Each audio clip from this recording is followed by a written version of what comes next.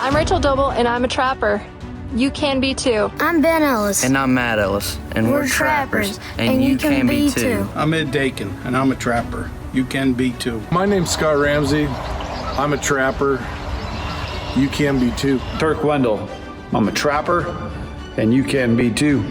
I'm Caitlin Lospinoso, and I am a trapper. You can be too. I'm Brad Harris, and I'm a trapper, and you can be too. A coyote from the distance approaches and attacks. A couple in Erie has a message for pet owners. Beware of coyote. Telling their neighbors to keep a close eye on their animals because of these coyotes. Many states, such as South Dakota, are instituting the predation control methods needed to help ground nesting bird populations thrive.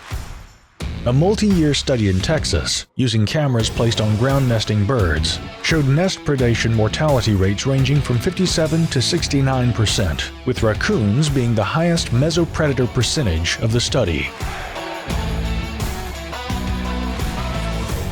I'm Cuz Strickland, and you probably know me as a turkey hunter if you know me at all, but now I'm a trapper.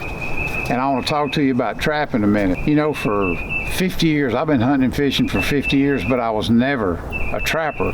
Trapping is no different than doing a prescribed burn, or managing your timber, or planting a food plot, or hinging trees, whatever you can do yourself to make your spot better, whether it's your own farm, your hunting lease, maybe you're in a club with a bunch of guys.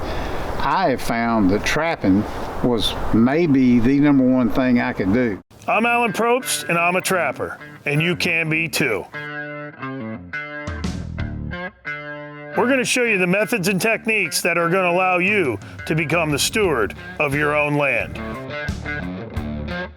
You want your land to be as good as it can be? Stay tuned. Alan Probst here, going to show you a trapping technique that I use out in the field. We're actually doing some raccoon trapping, and I'm using the Duke Dog Proof. This trap is obviously dog proof. Now, it's a pull trigger system, and it's something that only the raccoons, possums, and skunks can actually get down in there with their tangible fingertips and pull up on that trigger system. So you can set these around your house, your barn, anywhere on your ranch, your farm. Even homeowners in urban areas can use these traps and know that you're not going to catch any dogs or cats. Even if a little dog or something gets down in there, it doesn't have those tangible fingers to pull up that trigger. So it's very easy to set. We're just pulling back on this, and you're getting the trigger down in the notch, and that is set already. And you can see it's a little cylinder there. That trigger's down in there. We're gonna have the coon reach in, pull it, but that is about as simple as it gets to handling some of these critters.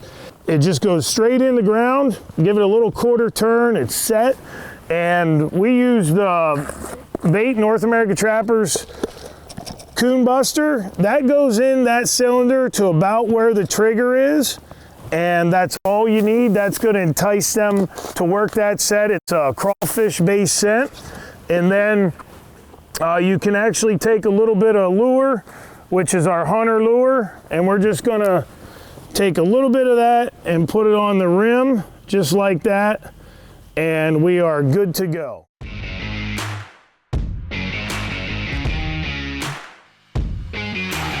There's a place for every animal. We don't want to kill all the coyotes. We don't want to kill all the wolves. But the one thing that's really ironic with all these people that are against trapping, every wolf, every coyote, every fisher, every otter, every lynx that's been relocated to this part of the country, how did they catch those animals to relocate them? Well, they caught them in the traps that we're using today. And the traps that we're using today are very humane, very efficient, very easy on the animal. We're triple swiveling so they can have full range of motion. It's a different ball game. You are helping keep nature in check. You have a carrying capacity of the land, and once that's reached, you're going to have a surplus, and that's what we're doing on a lot of these properties, is taking that surplus out of the equation. Well, we're getting our dirt hole in there. I've already pounded my stake in the ground, heavy-duty ground talent. We got our Duke 550 here, which I'm going to set. I love these traps. Pretty much every predator set I'm putting in now, I'm using the Duke 550. It's got a night latch. You can actually hear that click. We're out here in Illinois at Rocky Branch Outfitters with Daryl and Diane Hafford. We're doing some predation work for them, and I'm going to pound a new set in here, and I want to show you what I do most generally when I'm doing predator trapping. And you can use these techniques anywhere across the country, whether you've got your own farm, ranch, deer hunting lease, you're a trapper, it really doesn't matter. I have a lot of success with this. I call it a step down set, but really in essence it's just where I get the trap 2-3 inches sometimes below the level of the ground, and I feel that that creates the momentum of that animal. They really have to commit to get down in there, and I got something down in that dirt hole that is enticing them, and that's exactly what I want to do. And you can see how deep I like to get my dirt hole. That's down in there probably a good 14-16 inches, and I want them to have to bury their nose down in that hole to where they're not thinking about what's up here on their feet. Now we're dealing with really wet conditions, so we're using I forgot my wax dirt in Pennsylvania, so I'm using peat moss, and we're going to get that trap bedded right in there. And that's one of the biggest keys when it comes to predator trapping or any trapping. You really got to bed that trap properly. You got to get that in there. You want that trap as tight as you can get it, and don't be afraid to put some pressure on it. It's not going to go off. But you want that as tight as you can possibly get that, to where there's no wobble, no anything. Anywhere I step on that trap now, still a little bit wobbly. Get that jammed in there.